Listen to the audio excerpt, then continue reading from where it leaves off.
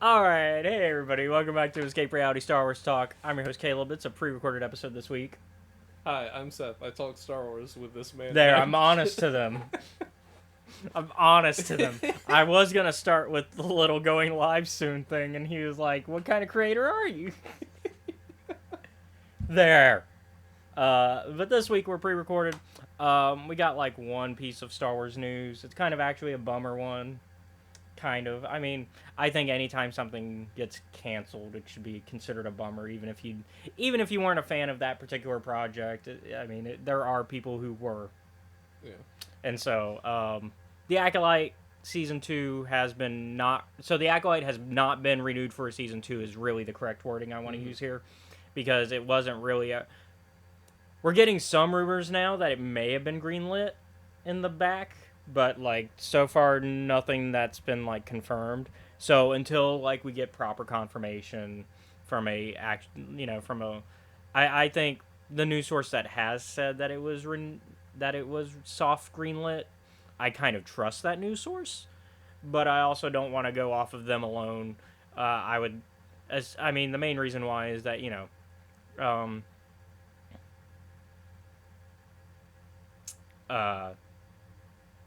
it's just one piece of source, and so like Lucasfilm / Disney themselves have not actually said anything yet about it. It also sucks because they're still kind of promoting stuff around it, like the new Star Wars Insider issue that's coming out has Acolyte stuff all over it. So it's kind of like you're still promoting this thing heavily. I mean, and so yeah, I mean,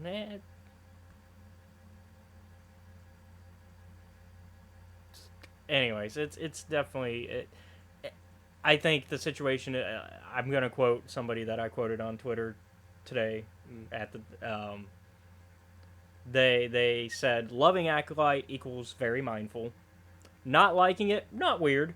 You can choose to not like it. I think there is an appropriate level of not liking something where you can go, just wasn't for me.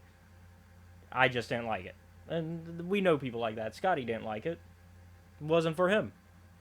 And he's still our friend, and we don't think otherwise about it. Like we're like, okay, I liked it. You were okay with it. Is probably the best wording for that. I'll take it for what it was. Yeah, like you were okay with it. You're like, I think both of us though were invested in seeing where the show went, because I think there were some good. To me, it's like there is some potential here. It's a little bit sloppy and all over the place, but there's some potential in it. But I think it's just as sloppy as any Star Wars project has ever been. Which is about usual. I think the reason why it sounds like I'm such an asshole about it is because I'm getting a little bit burned out. Because let's be real, we talk about this every week. Every week for what, 3-ish years? 3 years now? Yeah. So forgive me for being a bit tired, okay? But also, like... Unlike today, where I actually got rest. Yeah. And I'm feeling pretty good. Yeah, I was about to say, you're pretty energetic today. Yeah. As opposed to usual, where I'm like a zombie. Which is funnier, because we're recording earlier in the day than we would if we... I think I just went to bed earlier last night because I was like, well, shit, I don't have anything to do. I can sleep. But I got today and tomorrow off, and like I'm gonna be working the closing shift on Saturday, so I'm like, oh, thank fucking God. Yeah. So, and then the last thing they said in that quote was, hoping for its downfall equals very weird and unwell, which I like. Yeah, I'm like... Yeah, hoping for the downfall of a show is just, I mean, it's so weird and unnecessary. Like, you can like I said, you can dislike it. You can be like, I don't like this project, it just wasn't for me. But to be like, yeah, they canceled it, thank God. That's dumb. I know I just made some really weird faces doing that impression. I was watching my face on there like, This is fucking... That's it's the fandom menace in my mind. They all look like that. Usually with me, it's like just tired, stoic expression. I don't know what fucking gremlin shit that was. It's the fandom menace. Yeah. It's you let them possess you for like 3 seconds.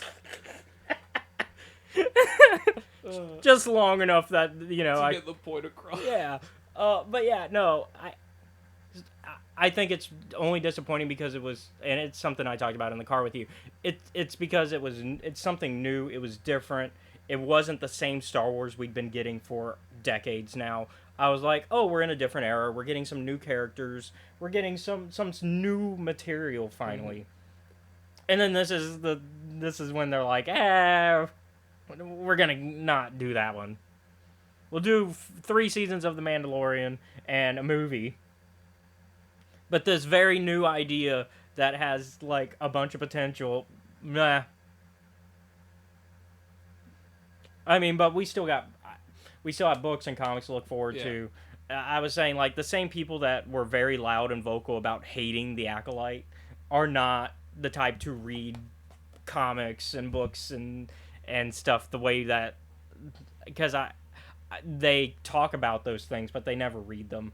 And so, like, it's different. Like, they don't hate read those things because, one, comics and books are more expensive than a Disney Plus subscription, although Disney Plus subscriptions are getting there. Like, they're getting there. That's why there's now, I don't know if you've noticed, but my Disney Plus now has ads. Yeah, I noticed that. I was like, I was looking at it, I was like, this didn't used to happen, but oh well, I'm not going to complain. And it's only much. Like a couple times. Yeah. Like, it's only like maybe 2 times in a show, but it's still like, not great. It's not helped by the fact that, like, and because of our format, I have to binge watch them in like groups of 6 or 7 episodes sometimes. And then on top of that, like to not get ads, it's like paying double what the original subscription was. And it's just like, what the fuck?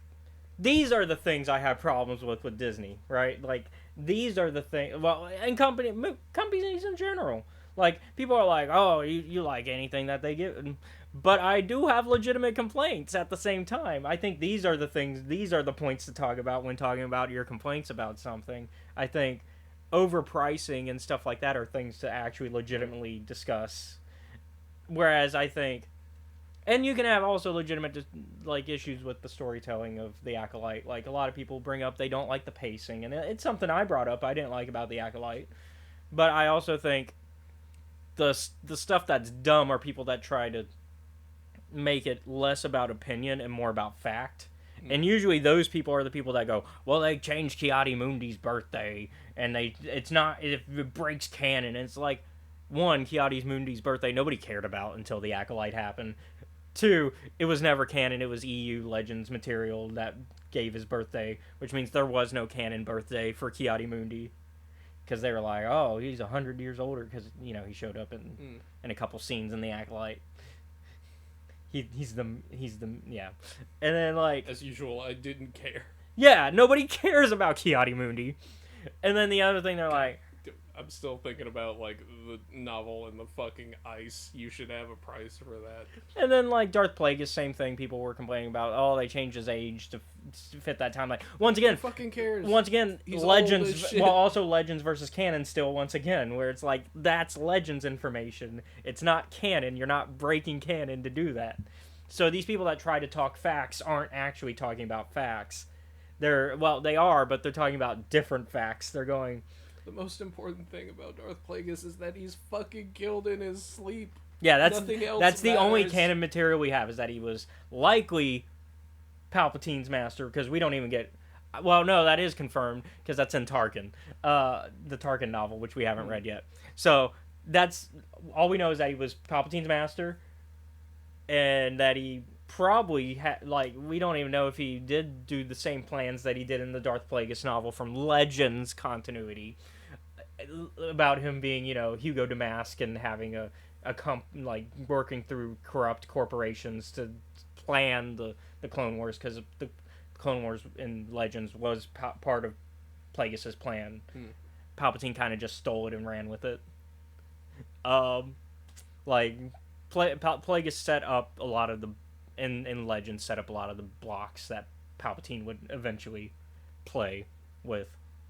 But like, and then people are like, oh, they break the Force and tried to change what it is. And it's like, no, it's a different religion talking about their opinion of what the Force is with the thread, right? Mm-hmm. I mean, Star Wars has been doing that forever. I mean, you've got Yeah. Ashla and Bogan as with the Bendu. You've got so many different religions and theological debates about how the Force works. That's the whole premise of Phase 2 of the High Republic. And so, like, and then of course people are like, what about bleeding the crystals? How'd she do it so fast and do it like that? It's like, because one, she's actually has access to the crystal, which is a necessary part of bleeding a crystal. Because they're like, well, why didn't Anakin just, his lightsaber turn red in Revenge of the Sith? Because he never touched his crystal directly during any of the times when he could have probably bled his crystal, right? Like, there was never a time when he did that. It was always in his lightsaber. And so, like, she had direct access because the lightsaber was broken and the crystal was available to bleed. And they're like, but she was just crying. It's like, no, she was filled with rage over the fact that her master, her father figure, murdered her mom. My not dad killed my mom. Like, and she just now learned about this after years of him lying about it, essentially. Through omission, sure, but lying about it. And so, and not even that, not only just her mom, but like pretty much her entire family, because a lot of the Night Sisters, I assume Night Sisters, we're calling them Night Sisters, but a lot of her clan, her witches clan, died because of the things her father figure did. And so it's just like, yeah, that's different than just being upset, just regular upset. That's rage. That's she was trying to murder him. She did murder him. I was about to say, what do you mean trying? But you know what I mean. But at the time though, when it was turning red, she was in the middle of it. Like, so she was trying to murder him, and she did murder him. So it's just like, I think watering it down to, oh, she was just upset, is very not understanding of what's going on in that scene. That is a lack of media literacy at its finest. It doesn't actually fucking take that long. It's like, well, but you know what I mean though. Like, I mean, like, even in other in other media, like the I'd say Jedi games, it takes like what, 2 seconds? Yeah, and once again, Dagon also has to get the crystal out of his lightsaber when he does that. Yep. Yeah, he had to, because he had to pull it out first, and then Admittedly, it's a very funny, like, it's a funny moment where you're like, hey, what you doing there, bud? Yeah, Dagon's basically like just putting together a gun that he's gonna use to kill Cal. He woke up from a nap, and he's like, and his immediate instinct was basically, I need to kill this guy now. But yeah, so I think that's my problem with a lot of these people that argue in bad faith. It's like, you don't understand what's actually going on, and you claim you do, but you don't. And there's nothing wrong with admitting you don't know. That's why people like myself love to talk about it. I love sharing what's going on. I love being like, hey, here's what's going on. Here's this cool thing about it that you can read about. I love sharing that. I'm not going to be somebody who's like, oh, you didn't know that? You're so dumb for not knowing that. Which, ironically, is what the people who don't know what's going on that say these things act like. They're like, oh, you're dumb for thinking that. It's like, no, because you're the one giving the wrong information. What do you mean I'm dumb? A little bit of humility and forethought goes a long way. Yeah, and if I don't know something, I'm willing to admit it. Like, I have plenty of spots in Star Wars that I'm blind to. There are spots, mostly by choice, I'll admit. There are parts of Legends that I'm like, I could care less about. I don't care about the Vong. Fuck them. I've read enough of the books to be like, okay, it's not for me.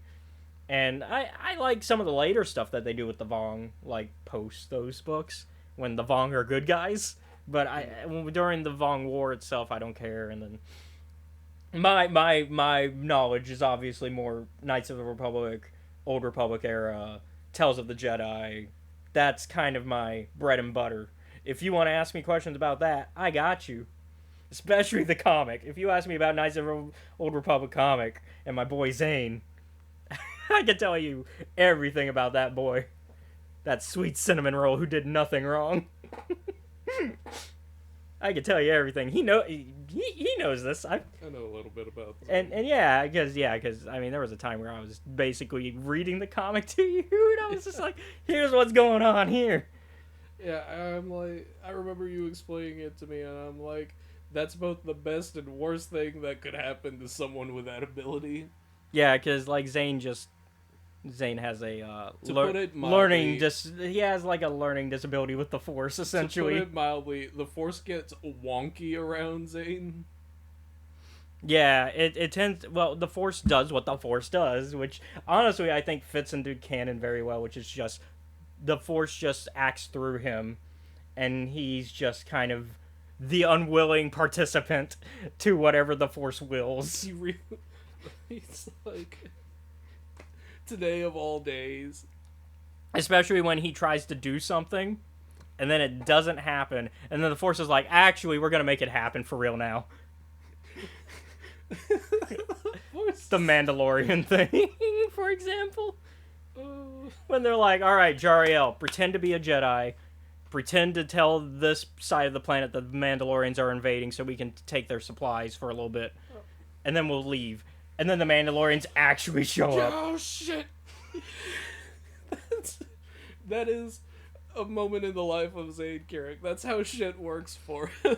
Yep.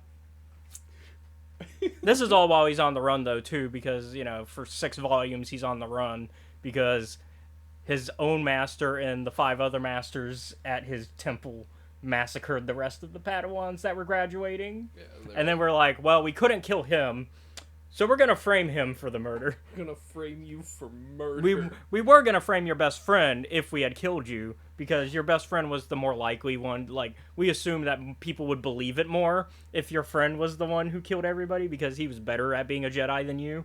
So... That's fucked up, man. That's great.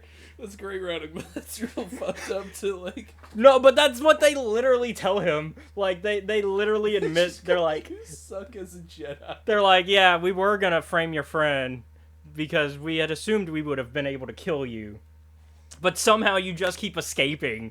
Once again, the Force just willing itself on Zane and allowing him to escape when he really should not be able to. Like, Zane, at this level, in the first volume especially, is just not at a level to escape. We have to do a special episode where we just talk about this comic. We need to talk about all 55 issues of comics. It's technically 56, because issue 0. But, because there's issue 0, and then 50 comics of the main, like 50 issues of the main run. And then they did the War miniseries for 5 more issues. But yeah. Anyway, so, what have you been up to this week? That's not Star Wars? Yeah, because weird. We started with the news first, because I was like, we should just get that out of the way. We had one piece of news, and it's gone in a completely different direction. It's gone to me having a little bit of a rage, a little bit of me going, oh, this is sad, and then me going into a tangent. Great, now that we've completed the cycle of grief. Yeah, I went through the Dabda. We're good. Yep. As far as what I've been up to this week, I watched Deadpool and Wolverine finally. Mm-hmm. I got my AMC movie whatever AMC thing back so that I could go to the movies again. Because I have been not doing that, and I'm kind of missed going to the movies, and so saw Deadpool and Wolverine. Fun movie. If you love a lot of people in theaters. That one? Not in my viewing, but also like it's week 3 of that movie, so like it's starting to like die down. Especially with other good movies out right now. Alien Romulus is out now, which is also on my list. Now that I have the ability to go again, I'm gonna go see it. I saw Twisters this last week as well. Tornadoes? Yeah, because my mom's birthday was this. I want to say, like, God, I'm blending days right now. Weekend. Yeah, it was like this past weekend. It was Saturday. It was like after after the podcast last week, we went. Before the podcast we did brunch with my mom and my grandma and my dad and sister, and we just did With homemade. your family. My family. We did a homemade brunch, so we had some grits, had some bacon, some good stuff, good Southern food. But then after the podcast, we went to me, my mom, my family without my grandma, went to go see Twisters because my mom's a big fan of the first film, and so we were like, hey, she probably wants to see the new one. So they liked it. It was a good time. Twister's also a good time. If you like the original, you'll like the new one. It's. I mean, Sorry, there's not a lot to the formula to really change. No, I was like, I was thinking about like the game and not the movie Yeah. for a second. I was like, no, it's. Although there is a funny TikTok about. And it's like, no, we already established we were talking about the tornadoes. movie, the tornadoes. Yeah, so it was a good. I mean, the first, if once again, if you like the original, you like a new one. Not a lot of heavy change to the formula, but also it's Twisters. Do you want to change to that formula?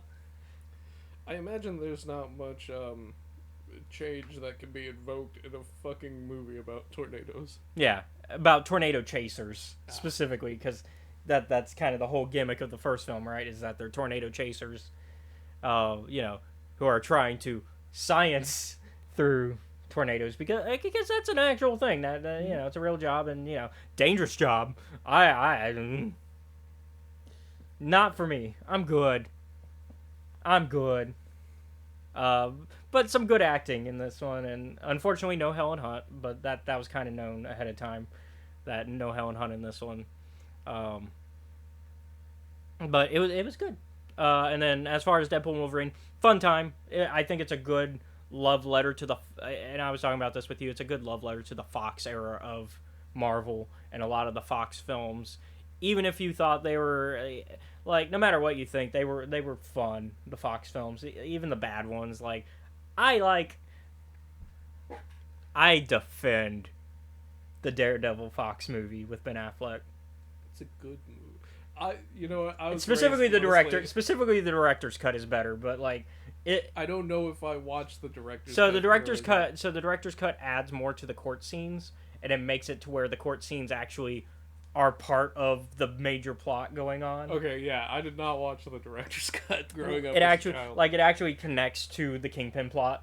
Also, Kingpin is so good in that one. You're gonna tell me that you don't love Kingpin in that movie? Oh no, he's great. Yeah, I love it, and like, I'm trying to remember.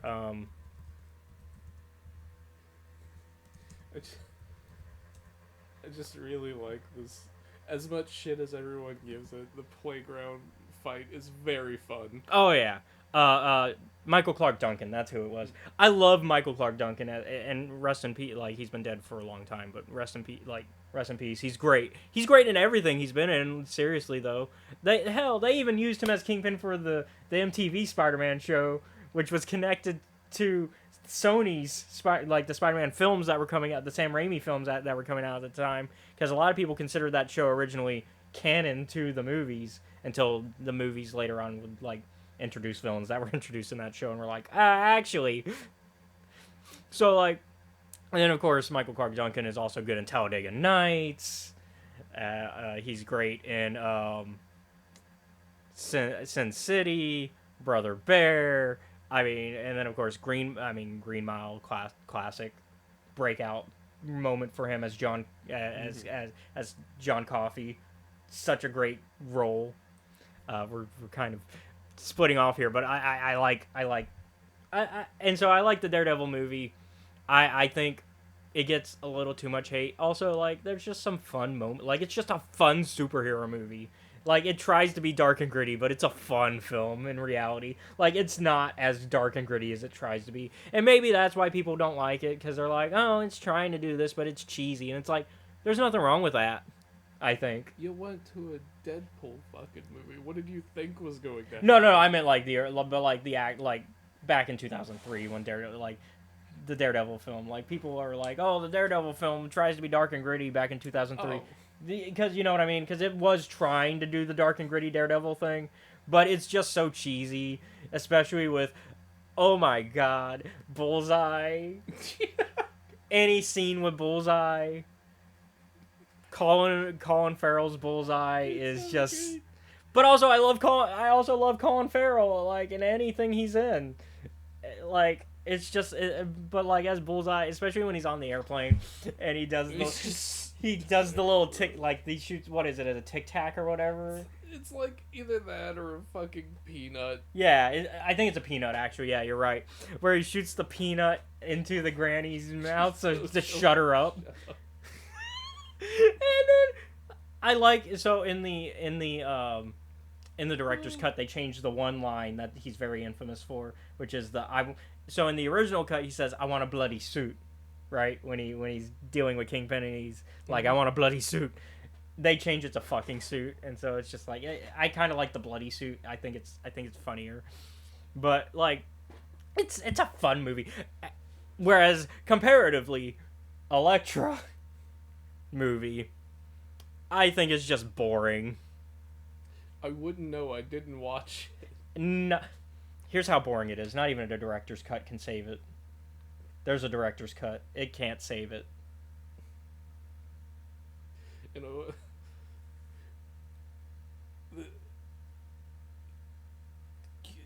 and this is somebody who usually goes, if a movie's bad and there's a director's cut could probably say not this time. Damn. But yeah, no. But Elektra did also start to give the ideas of stick more, whereas the Ben Affleck Daredevil didn't really have stick in it. Yeah, no. So, but Elektra introduced like the Fox version of stick, and they also introduced like the hand for the Fox universe. And so like there's things there to appreciate about it. But it was also a love letter to non-Fox films, and we talked about it off air because I don't want to spoil it on air for anybody who wants to still go see it, because there are a lot of cameos in this film, and you got the one thing you probably could have wanted from that film, from that character showing up. Oh man.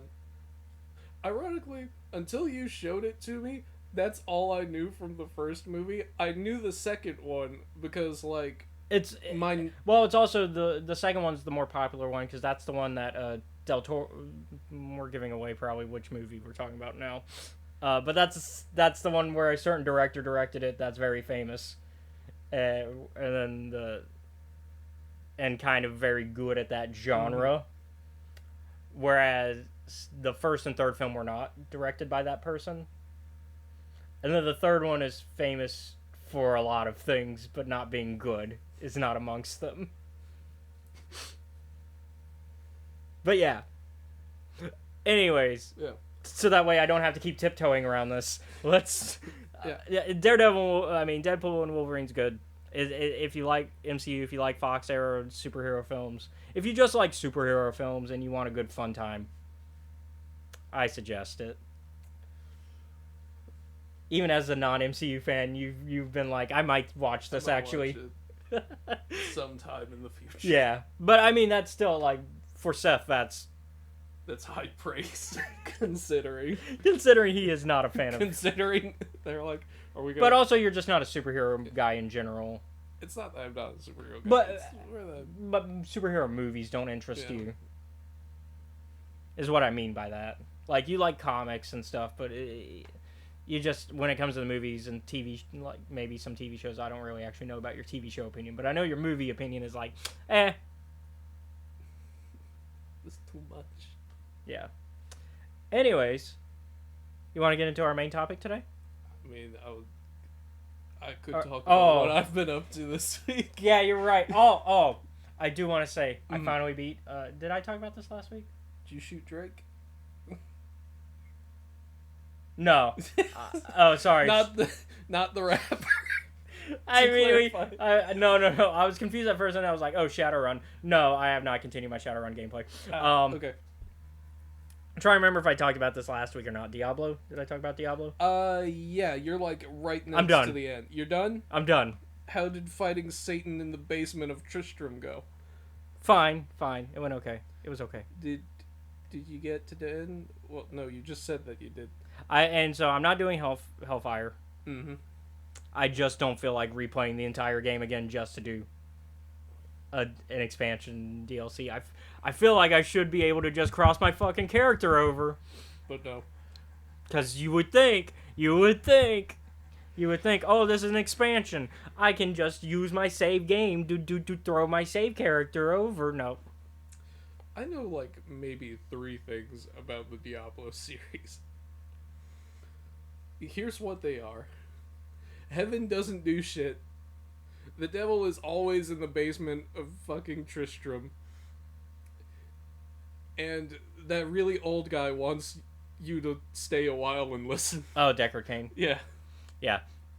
Also, he might have a granddaughter. I don't remember. Also, Deckard Cain kind of just withholds information until it's, like, last-minute relevant.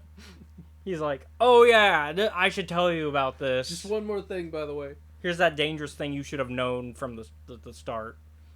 Like, the fact that in the first game, spoilers for a very, very old game. I'm not even going to put the spoiler warning up. Fuck that. It's an old enough game I think I can talk about it. It's from 98? 97? 97. Cool, that game is 2 years older than I am. Because I know it's older than Baldur's Gate 1. Because Baldur's Gate 1 got flacked for being a Diablo clone, even though it plays very little like Diablo. But no, the prince is missing. And he's like, oh yeah, some cultists took the prince down there. Well, shit. It's like, and this is like the level just before you hit Diablo itself. Because you have to do like one more side quest to unlock Diablo. And it's not really side quest, it's a main quest. You got to kill like some people, some priests that have been corrupted. And he's like, oh yeah, you got to find those guys because they were searching for the prince. And it's like, you're just now fucking telling me all this? You're just now telling me this? Tell me now. And then, of course, it turns out that the prince was actually turned into Diablo because the reason for the stone on his head is... Yeah, the gem on his head is what... But then you kill him, and then you take the gem, and then you become Diablo. Mm.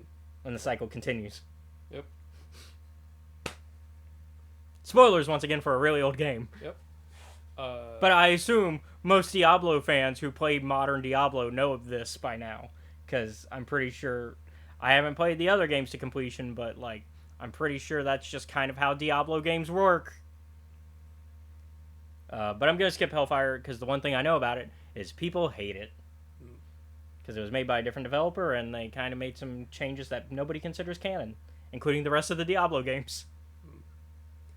So, Diablo 2 coming up next.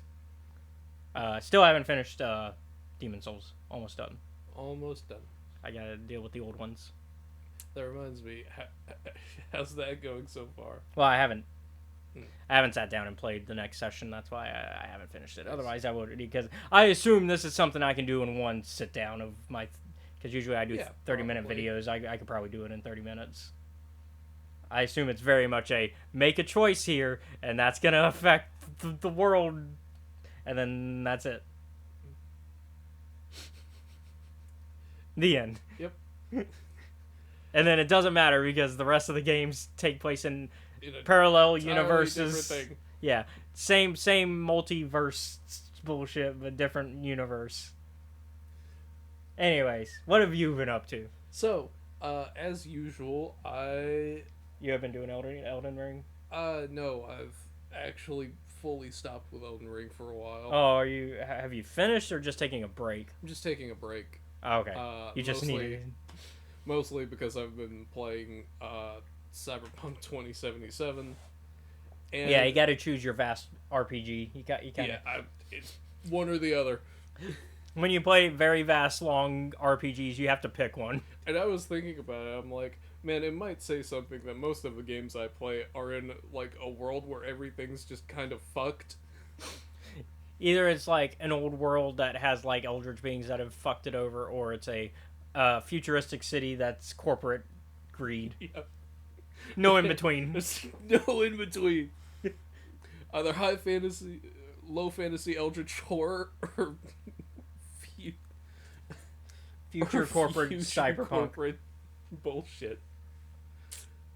But I have completed, as far as I'm aware, at the moment, at least 3 of the romance side quests all the way to completion.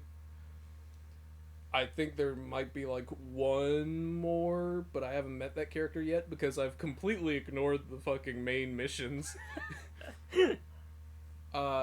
So yeah, I've hung out with Panam, helped her get her group.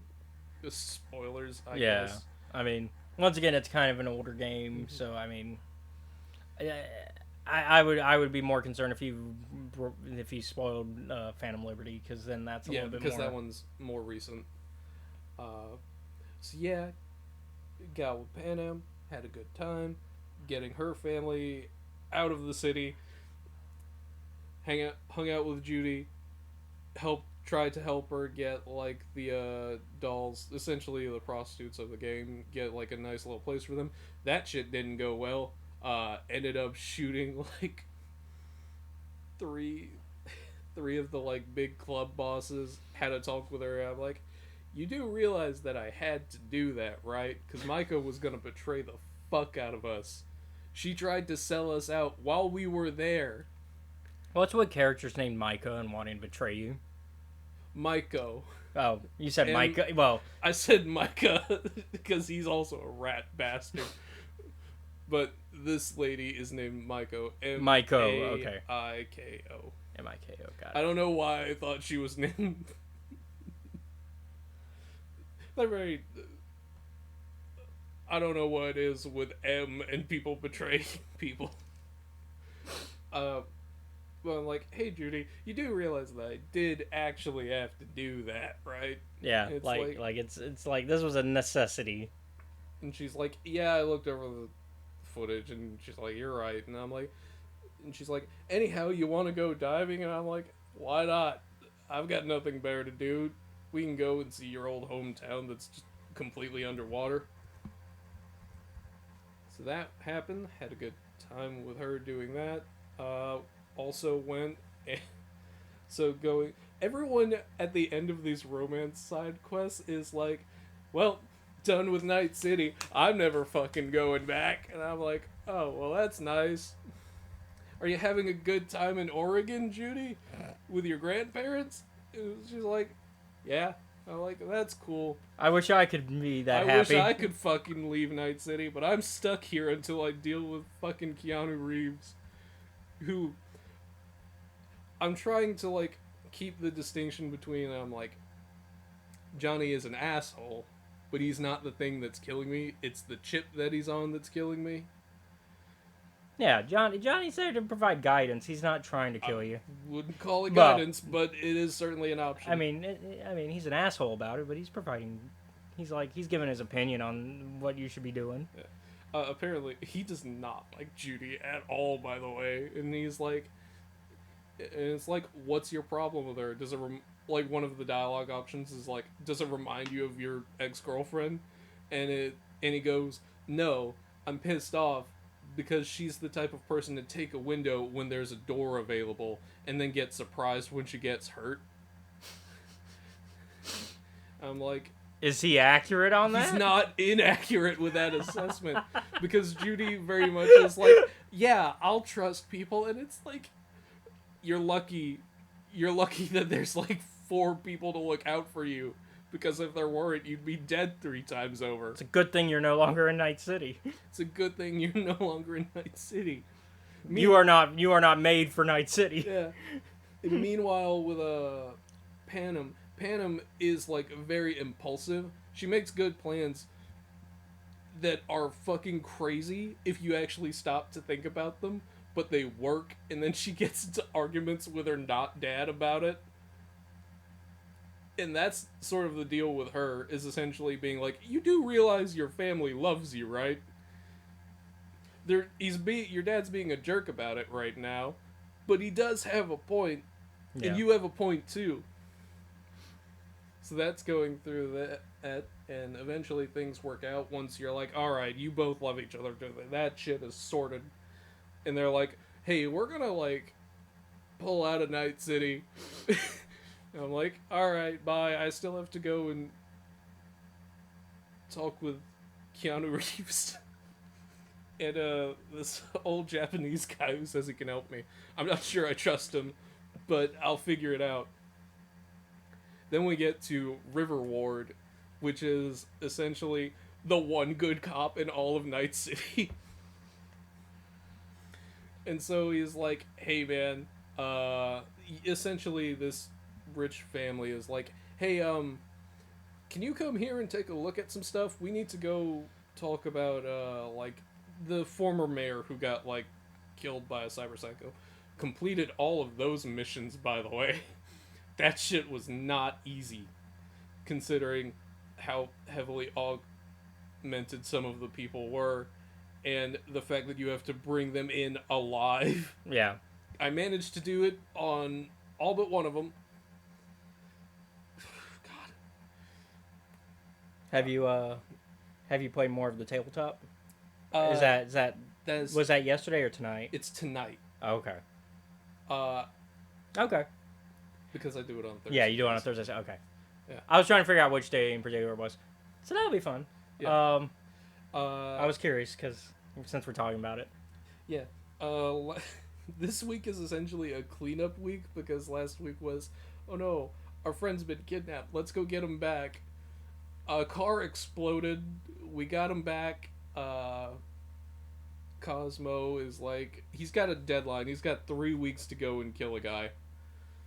We played more acquisitions this week. Oh yeah? How'd that go? Good. We finished the Homeward Bound arc that we were in. They are now in the next arc, which is Murder in Baldur's Gate. They are in the city of Baldur's Gate now. So, they've made it to the big city. But yeah, they did some cute. We did some more. So this last session was more of a downtime session. Yeah. And so it was very much them just kind of, oh, we're finally back in Pelton's Helm after all the shit. Yeah. And downtime sessions can be both really good and really bad. In this case, it's been, I mean, at least in acquisitions, they've been pretty good. But that's also because acquisitions kind of feeds on downtimes. Mm-hmm. Like, that's just how the Acquisitions Incorporated book, if you've looked at it, it feeds on downtimes as a more important activity thing, where it's like, you gotta have your downtimes in order to operate things. And while they've kind of become less interested in operating things, they kind of make Shampal do all the company shit. They've done some stuff. They got to see Jim again. And Britt compared Jim to Mr. Boss from Smiling Friends, which is not an unfair comparison. I'm trying to think if I've actually seen Smiling Friends. I don't think I have. You did, yeah. You didn't hang out with us when we watched Smiling Friends. I was busy doing my job. Yeah. On either of the weeks that we watched Smiling Friends. But yeah, no, he's kind of this I would also compare it to I would compare Jim to, have you seen King of the Hill? Yes. I would compare it to I forgot his name now. The actual guy Hank's boss. Okay. In charge of propane. I keep wanting to call him Buckman, but his name isn't Buckman. It's Buck. You're on the right. Is it just Buck? No. You're on the right track.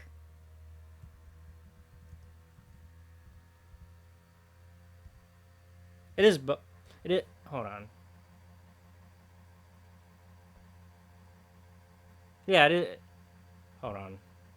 Oh, it's Buck is his first name. Strickland is his last name. So Buck, yeah, it is just Buck. And then Strickland is his last name because it's Strickland Propane, yeah. But I would compare him to, like, that.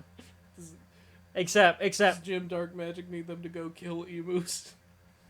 No, but he was upset about them for not having the payment from the last job. Oh, well, that's understandable, and then he kind of did, like, a always secure the bag sort of talk to them. Even had, like, a little PowerPoint presentation through magic. They question his leadership abilities and the fact that he uses magic for all this, and he's like, and then they also made fun of his last name because they found out his last name even though he said it a couple times now. But this is the time where they're like, oh, we're paying attention to his last name. Things to look forward to when I finally edit those and post them. Um, Anyhow, but yeah, uh, yeah. so third and final romance side quest that I Yeah. didn't understand was a romance side quest until the very end of it. So you go and you hang out with River Ward, and he's like the one good cop in Night City because this rich family is like, hey, could you look into the death of the mayor and see if there's anything else here? And this ends up with us going to like this shady club ran by a gang to go and like look for evidence, and I'm like, well, I tried to do this quietly, it didn't work, so chalk another one up on, well, damn, another Night City club got shot up. How many is that this week? I don't know, like 6? Because God forbid you go to a club in Night City that isn't ran by like the worst people ever. Yeah. And so we go, we get the evidence, and it's like, yeah, this was a hit or like an accident. And it's like, well, regardless, the police still covered it up. What are we gonna do about this, River? And River's like, well, that's my partner on film there, so I'm gonna go talk with him about it. And so I go, I go with him to meet up with his partner. And I'm like, well, hopefully we won't have to shoot him. Hopefully. And so I'm like, he goes and he's like, River, you don't understand. This is how things go in Night City. If something bad happens, we might be the police. But this one is literally just a fuck up on everyone. Because no one, the police, the guys running the club, no one did what they were supposed to do at any point. Even the guy that died. And so it's like, and I'm like, well, River, what are you gonna do? And he's like, I don't know, man. I'm gonna have to take it to internal affairs. And I'm like,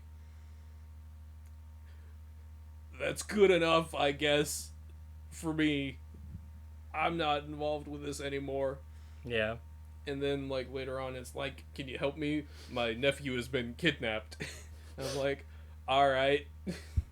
Why not? I didn't have anything better to do today. Because a lot of these side missions could just be explained as like me being like, you know what, I'm dying from this fucking biochip, but apart from that, I don't have shit else going on. So why not? So I go and we're like looking through these brain dances, which are basically just videos. Yeah. And so going through, I'm like, yeah. We come to find out, like, hey, there's this guy who's essentially, like, using... This might be a bit of a heavy subject, because it's not great. I'll put the spoiler warning, but it's a content warning. It's a content warning. So we go and we're going through... It's both spoiler and content warning. So, yeah, if you don't want to, if you don't want to mute, and when this is gone, you should be good. The manipulation and abuse of those who are in bad straits concerning for you, maybe skip past this bit. Yeah. So what we go and we're looking into like River's nephew's kidnapping. River got kicked off the force because he wanted to like go and handle this case, and the chief of police said no. And so we're going and we're looking through, we're seeing this brain dance, and it's like, oh, this guy, the perpetrator, like his dad was abusive, used to like drug up cows and stuff. Mm-hmm. So what this guy does is he like, hey, would you like to go and get your drug addiction cured? And it's like, oh. Except the problem is NCPD already got this guy. They shot him and he's stuck in a coma for forever. So we're like, well, we're not going to get much information out of him, so we have to break it to a hospital to get some files and some brain dance stuff. Mm-hmm. So we go and we get that. And eventually we figure out like where the nephew is being kidnapped and held at. And god damn, that place was... We're lucky we were able to disable the security on it, but River fucking went in there. We got his nephew out. He's doing a lot better now. He's recovering, and I'm like, oh, this is nice. This is good. And so we get done with that, and it's like, all right, well, this guy's dead, but we've got like the rest of them out. His nephew is fine. Okay. It's on the road to recovery. Are we good on the? At least the content side. At least that part. Okay. I'll drop it because it was really more for the content warning. So we're done with the content warning. This is still spoiler filled. It's still spoiler filled, but this one is a lot lighter now. And so, going through that, we get to the end of it, and River's like, we did a good thing here, but I can't stand letting this guy live. And I'm like, he's in a coma, hooked up to a bunch of machines. He's practically dead already. There is no point in killing this guy. Does he deserve it? Probably, but he can't hurt anyone. He's no longer a threat. That will be vengeance, not justice. Yeah. And so River's like, you might have a point. I'm like, on the other hand, though, I might not be the best person to talk to about that kind of stuff, so do what you want, man. And so eventually, like, he's like, get a call from him about a day later after I've been doing other stuff. And this is before everyone else has left, and he's like, hey, you want to come over for dinner? And I'm like, why not? Everyone else is leaving, so why not? So I go, and I'm like, hey, what's up? We go, we hang out, we play with his nephews, let them win the game, because I'm like, I'm not going to be a dick to children. Yeah. And so we go, and we're talking, and I'm like, oh, well, this is nice. Go. He's like, yeah. I'm like, so what are you gonna do now that you've been kicked off the force? And he's like, I think I'm just gonna open up my own private investigation business. And I'm like, well, that's good. Yeah, have fun, man. I gotta go back to the shitty, wretched hive that we live in to go and deal with the rest of the problems there.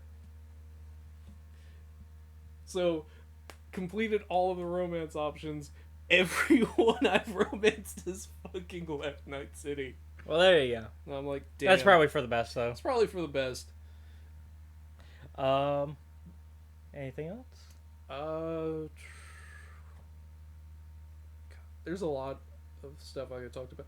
Got into an interesting debate with Johnny about whether or not him being, like, a part of the biochip technically means he's alive or not.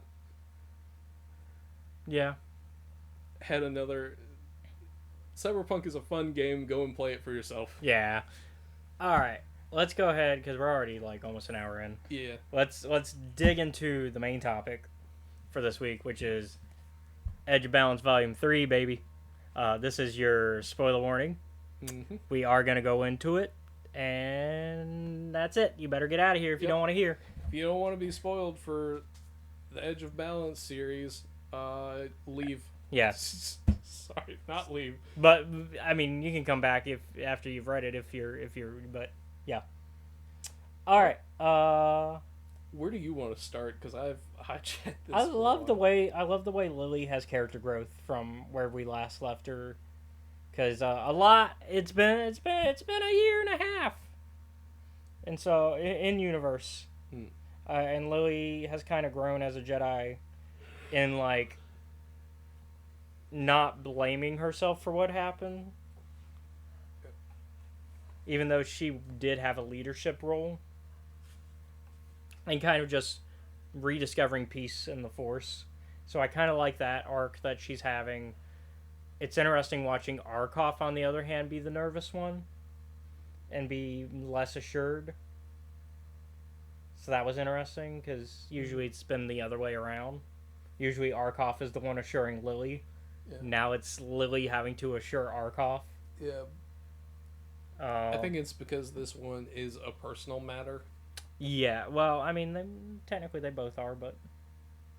Yeah, and so, because Aslan is back, baby. Yeah. And of course we know what happened last time Aslan was in an Edge of Balance comic. Was not a great time. Nope. And so we also get a good kind of a B. It's a main plot, but it's the B plot, main plot with Sav Maligan going off to the moon to go check out, because the Night Hills obviously are expanding they're obviously expanding the wall. Yeah. And so they're like, well, right now they're worried that this is going to expand into the wall, so they're like, well, we should investigate that before that happens. Yeah, they're like, well, we can't let them get Banshee because we have a bunch of really important stuff here. And so, the doctor comes back. So the doctor moves back in, because a lot of people move back in after. Yeah. And so the doctor moved back in. We get the younglings back, Viv and what was the other one's name? My brain just. Kieran. Kieran doesn't come. No, back. Nema. Viv and Nema. They come back, and of course they're older now, and they have lightsabers now because Guardian protocols have kind of advanced them quicker. We need more Jedi in the field. Yeah, we have some of the Bansheeans are named now. We got Shosho as like the main one, which I love. Shosho's so cute, and just has a spork as their weapon. It's great. They go with Sav. Here. They go with Sav. And they meet another alien race that lives on the moon. Yep. The name of that race, I don't think we learned the name of the race, but we learned the name of that particular creature, which is Zemtok. They are also sentient. She quickly becomes friends with Shosho. Yep. Because I looked at it and I was like, I know exactly who would fucking love to play as this. It's John. Oh, John would, yeah. So Zemtok is great. She kind of becomes like a mount for Shosho. Yeah. Going into battle as they like try to defend the moon a bit. Yep. From the Nihil, but in the process, unfortunately, Zemtok is force sensitive, and our least favorite scientist for the Nihil shows up. Yep. Niv Drendau, under the orders of Baron Boolin. Niv didn't want to go. He's like, I want to keep working on my weird nameless experiments. And Baron's like, where do you think your funding comes from? Go get more force sensitive. Well, also, they got to deal with the Drengir problem, which is what he sent out to deal with. He's like, hey, deal with the Drengir. Get them too. Otherwise, that's an issue. Like, this was kind of more of a side quest. This was like, Niv's like, oh, force sensitive. Cool, I can use that. That was less of a Baron Boolin order. That was more of a Niv. Oh, I can take advantage of this. Yeah. Point is, Niv didn't want to go until Baron Boolin was like, here are the 2 reasons you should go. And so Aslan and Yoda are brought onto Banshee. And Reeth is like, are you sure this is a good idea? Yeah, and Reeth, our buddy Reeth, because he's like, well, I got to keep an eye on this crazy guy, old man, so... Because I can't trust Grandpa to do it. And also, we were just getting to the answers that we needed. And Yoda's like, well, this will probably answer even more of it. So, come along. And like, fuck. Because they're basically trying to figure out the connection between the Nameless, the Drengir, and the Blight. The Blight. And so, they're just trying to figure out the connection between that. And, like, of course, we, at the end of... Defy the Storm, we got some of those answers, and we were starting to get some of those answers, specifically from Aslan. Yep. And then, of course, that's when that book ended. And then this is kind of continuing where that left off, with once again Reeth going, we were just getting the answers. Reeth is out here trying to solve a fucking equation, but everyone keeps interrupting him. They're like, yeah, but now there's a new part of the equation. It's like, I just got done with the last bit. So, because this is not working out for Reeth. Because it turns out, undead? Whatever you want to call it. They're definitely still dead. So caskets at this point. So all the people who died in Volume 2 are now kind of inhabited by the Drengir. Yeah, that's a nice way of saying it. Yeah. And they're now wood people. Yep. Including traitor asshole McGee. Mm-hmm. Yeah, but they're like, hey, They're not. They keep just being creepy and watching us, and then we sometimes hear them through the force. Yeah, they don't do anything. They just watch us. They just kind of stand there Menacingly. Yep. Had to finish it. He's just standing there. menacingly, and they're like, should we do anything about that? And they're like, Lily's like, hold on. let's see what happens? Let's see what happens, because they're not attacking us. Yeah. Which is something they could easily do, but they're not. So if And obviously the Drengir are like, we're fucking scared, man. they're coming for us, And they're like, what do you mean, what's coming for us? and then the Drengir and Nihil show up. And it's like, that's what we're worried about. And it's like, and so the Drengir and Jedi fucking team up. of all things. Things I thought I would never see. Yeah. Meanwhile, we're about to get the Jedi and Republic and Nihil teaming up. Yeah. Because the Blight is getting too powerful. You know it's bad when Mark Yonro's like, hey man, I'm not entirely sure what to do with this. So, we're getting some weird team-ups in Phase 3. They do kick their ass. Yeah. Niv Drindow has to pull back, but not before He's back on like, the moon getting a prisoner. Zemtok. Yeah, he's got He's Zemtok. like, are they? I remember essentially the phone call between like the Nihil that are on Banshee and the ones that are on the moon are essentially like this. Hey, we've got a prisoner. Are they force sensitive? Yeah. All right, fuck it, we're leaving. Yeah. We got what we needed. So they get Zemtok, and Shosho sneaks on board in a attempt to rescue Zemtok, similar to Yoda in Phase 1, going to save, what was the name of the bat creature? I can't remember. It's been so long. It's been so fucking long. I need some Star Wars. I need some High Republic adventures in my life. There were another doctor type. No. The pet. Because remember, Lula's pet. Lula had a pet? When did she have a pet? Way back. Maybe that's why I don't remember it. When shit's happened. Cham? Or, sorry, Zine's pet. Cham. I remember now, because I did make I made a High Republic video about it on TikTok way back when. That is not... Nope, that's Cham. Huh. You forgot Cham, huh? I forgot Cham. I forgot a lot of things. I forgot their name for a second, but I remember Cham. Real hero of the High Republic adventures. Took on the Nihil by itself with Yoda. Because remember, Yoda snuck on board in Volume 1 way back in Phase 1. Onto the Nihil ship. Oh. Yeah, we're talking way back now. Yeah. Went to go save Cham. And also maybe try to help a certain asshole. Jackass. Captain Jackass. Who then is like, I don't want your help. I'm on the evil side now. Yoda just was like, okay. Refocusing. Yeah, refocusing on Edge of Balance, though. But yeah, so very similar situation here. And then Aslan Rael gets some character growth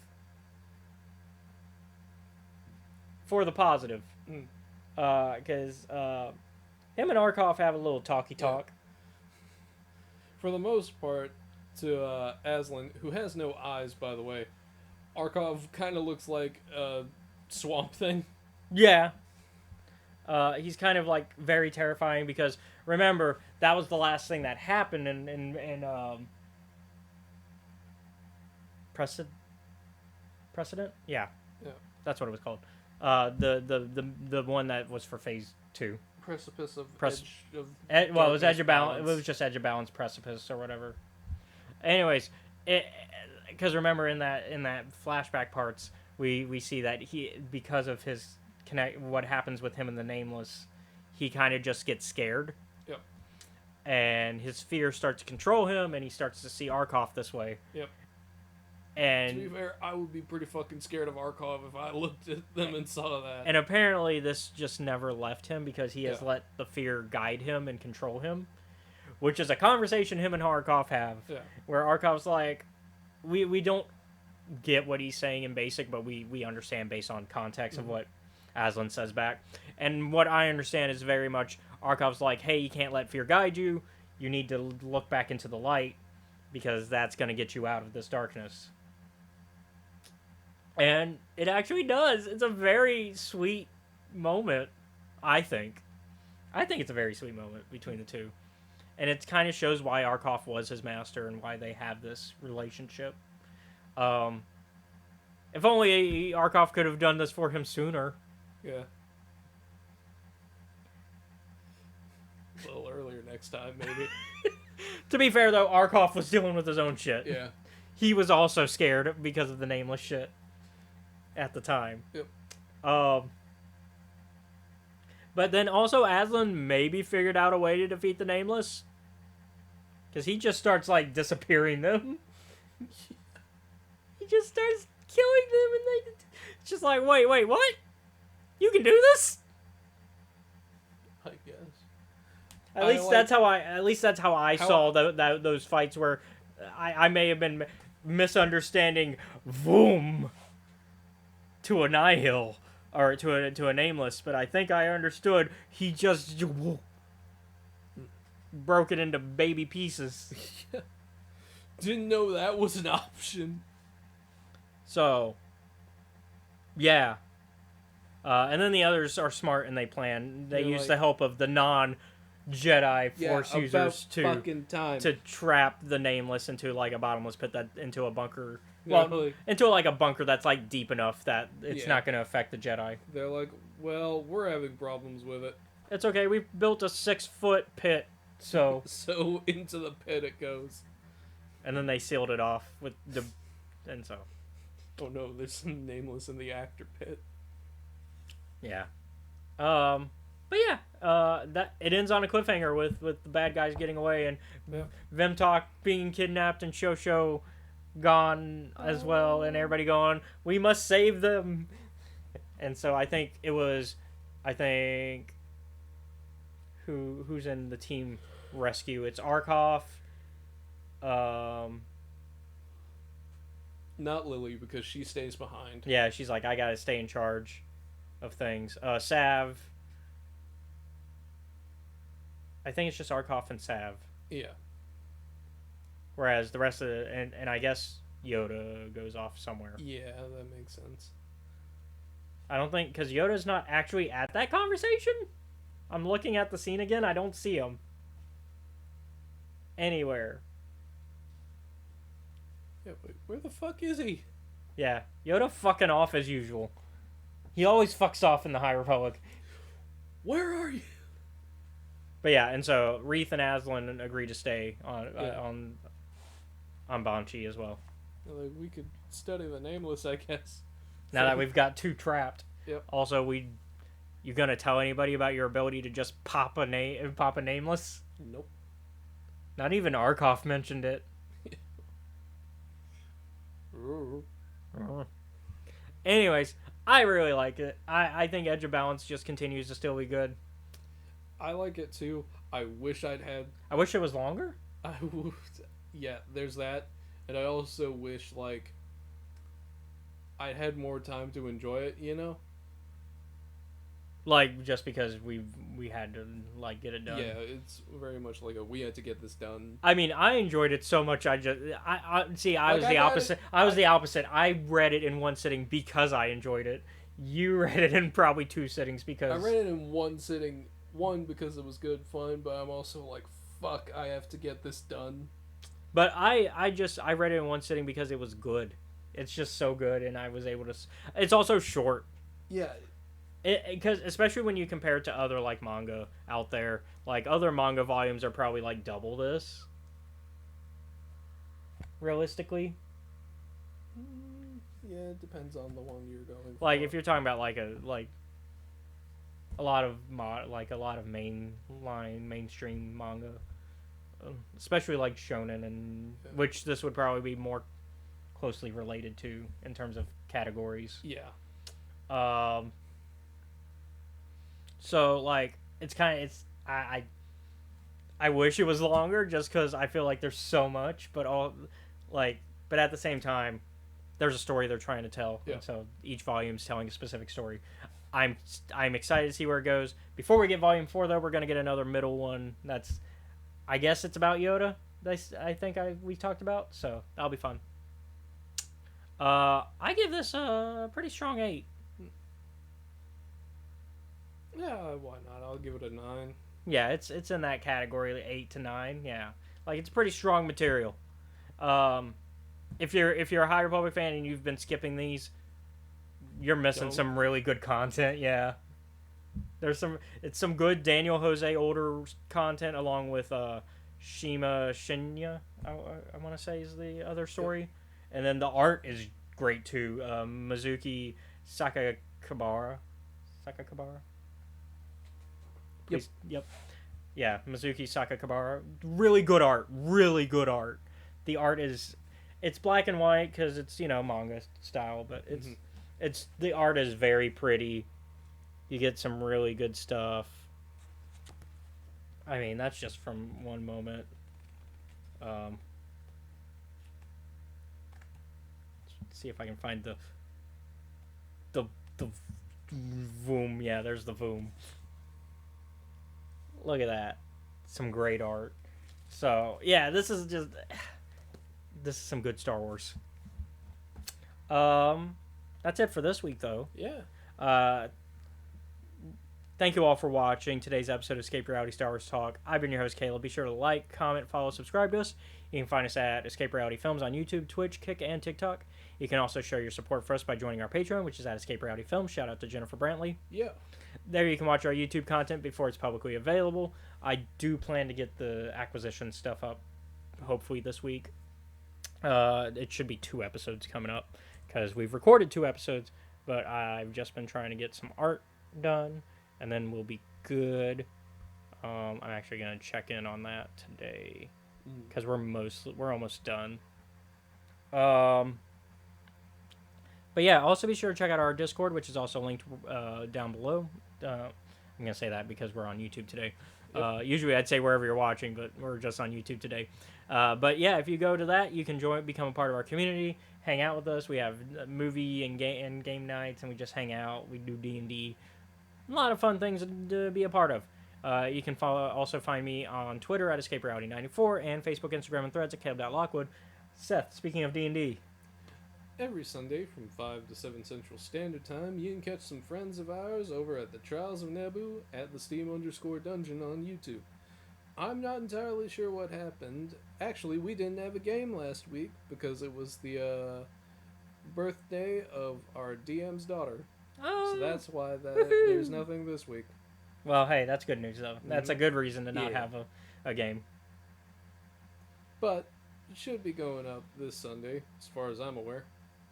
Sweet. All right.